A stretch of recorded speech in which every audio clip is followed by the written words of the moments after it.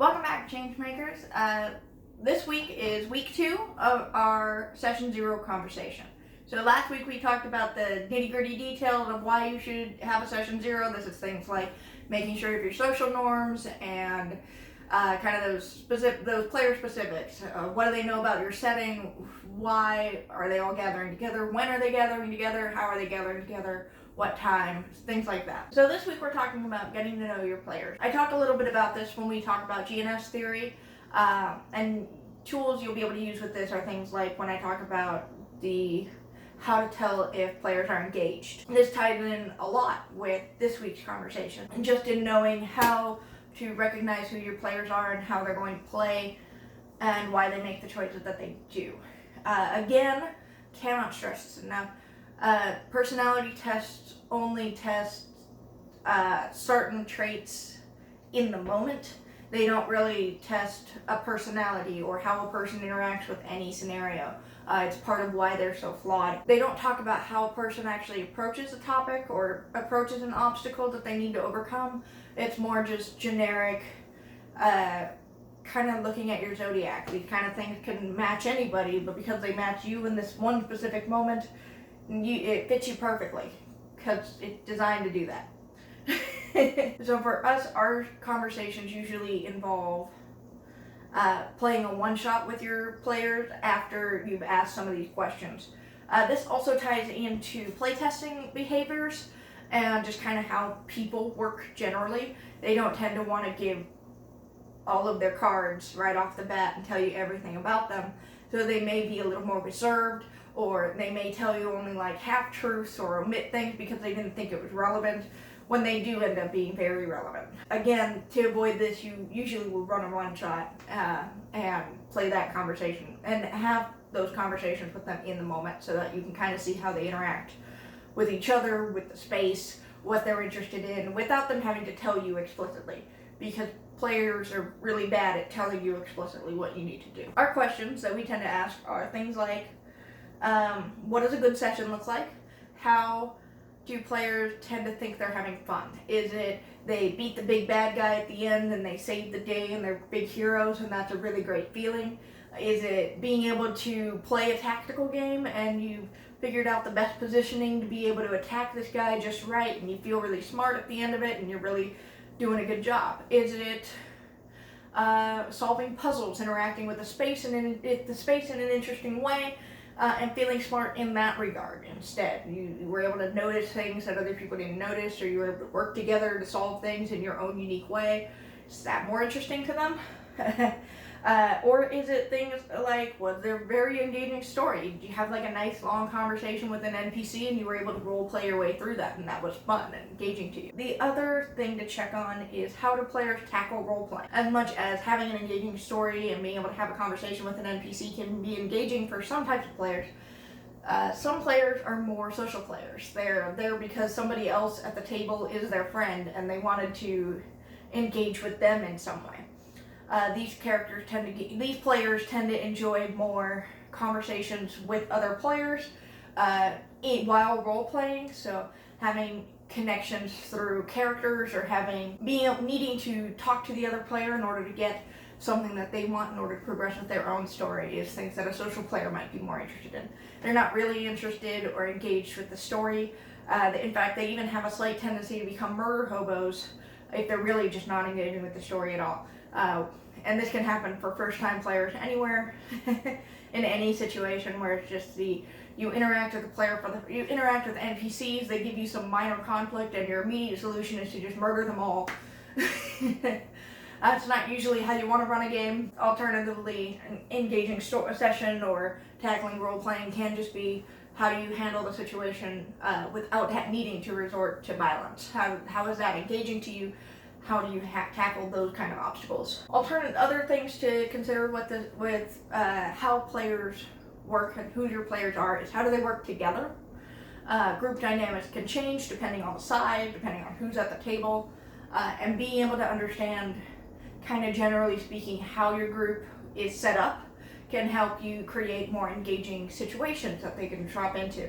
If you have a lot of social players, then knowing how they're socially connected can help. It's this player really likes this player, So we're going to send them into situations, or we're going to put them in direct conflict with each other, and they can just kind of work that out.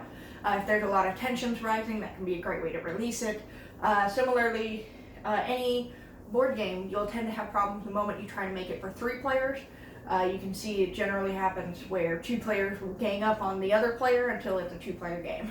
And this can also happen in role playing. 1 player just gets ostracized, and you need to be able to watch that.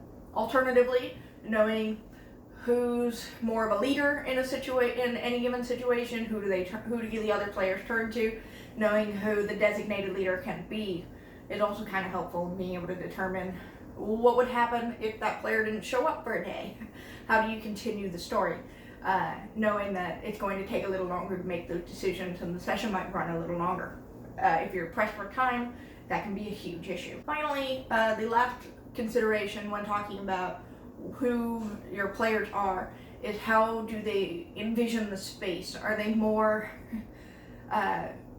used to LARPing? Do they tend to do this more in real time and try and act out the situations? If your characters get in a fight, is it important that you know every little nitty-gritty detail? Is it important to be able to have miniatures so you can kind of set up the scene beforehand? Or do they not care about that as much as bringing out a big wild imagination? Alternatively, it could be players give the CM a scene that they created. The CM says, yeah, okay, that sounds good, but you're going to need to roll for that one hit you tried to describe. And so they do that. Or the CM and the player kind of work together to kind of meet that middle ground. We had this at Geek Girl Con. One group were trappers on the Oregon Trail, and they wanted to have a conversation about, they heard a rumor about this magical tree that just kept generating bunnies, and we wanted a more realistic situation. So our CM heard that story and went, oh, okay. So you went to the tree, you found a large tree, and there was a family of bunnies underneath it. You couldn't really identify anything magical about it, but it was there. That's a great example of a player-centric story, and how you can kind of run those instead of just setting up miniatures or making sure you know each individual detail in the story. So moving on, we have character specifics. These are, if you're going to run a session 0, and I should have said this before, these questions that we are talking about today can change over time. Again, part of why the personality test doesn't work is because putting your player into a personality test is it gives them a rigid box that they're stuck in. If you ask these questions kind of periodically while you're running campaigns, or every once in a while you just kind of drop it off with let's just play this one session, and you kind of readdress what you think you know about these players, you'll actually probably notice a lot of differences with them. Maybe they're not as interested in puzzles in this specific story setting, or you've changed locations, or you've changed the tone of your story, and now players are way more willing to fight violently instead of peacefully, or they're way more interested in those nitty-gritty battle mechanics for a little bit when they really weren't when you first started the game. Maybe now they're a little more engaged with the actual story, and they're way more willing to roleplay. They've gotten comfortable with each other. There's a lot of ways this can change over time, and it's important to be able to ask those questions over and over again. On the other side, we have these character specifics.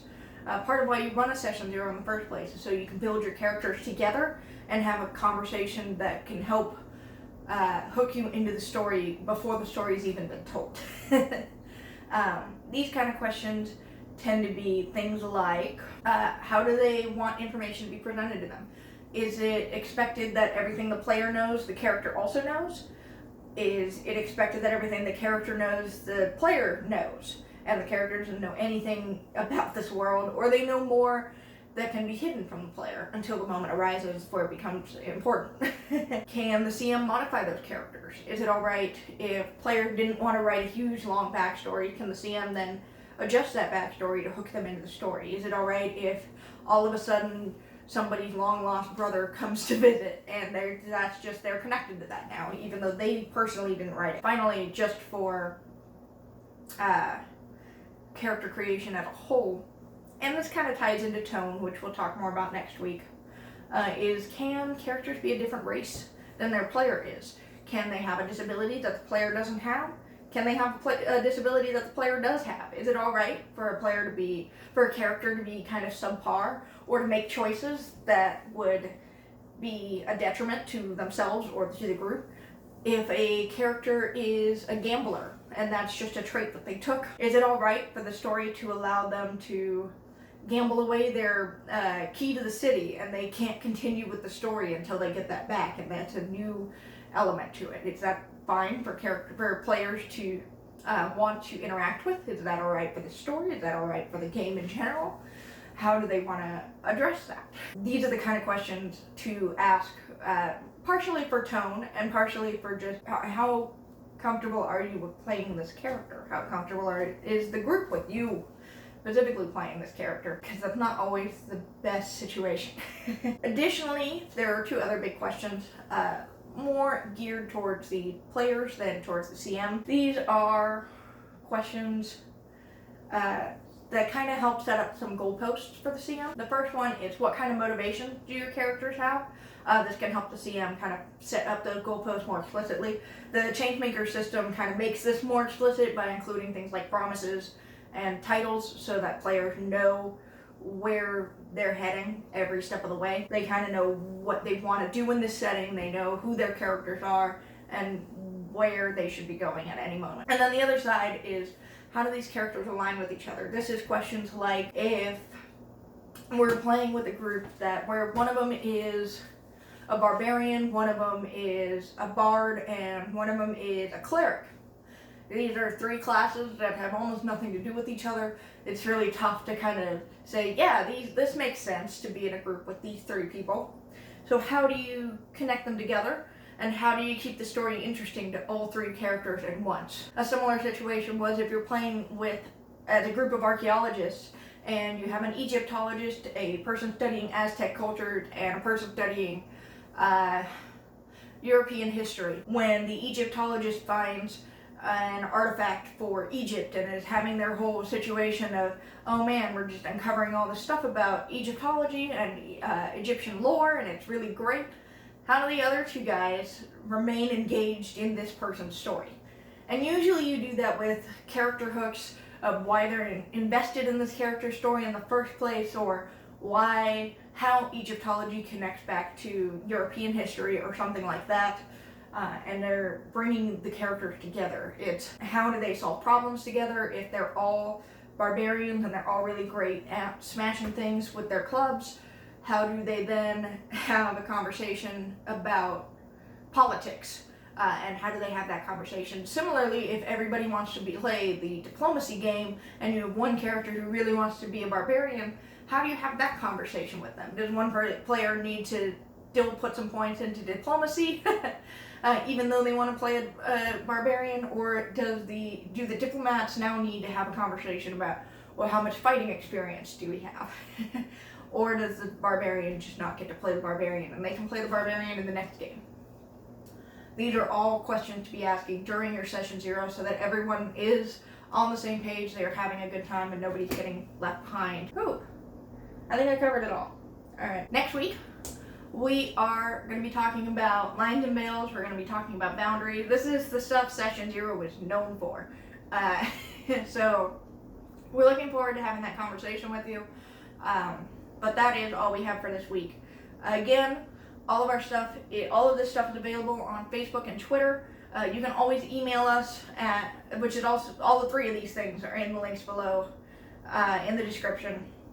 You can also leave comments about any situations you might have had regarding these questions or the previous week's questions. And finally, make sure you like and subscribe to us so you can get all our information about next week. That's all we have. Goodbye.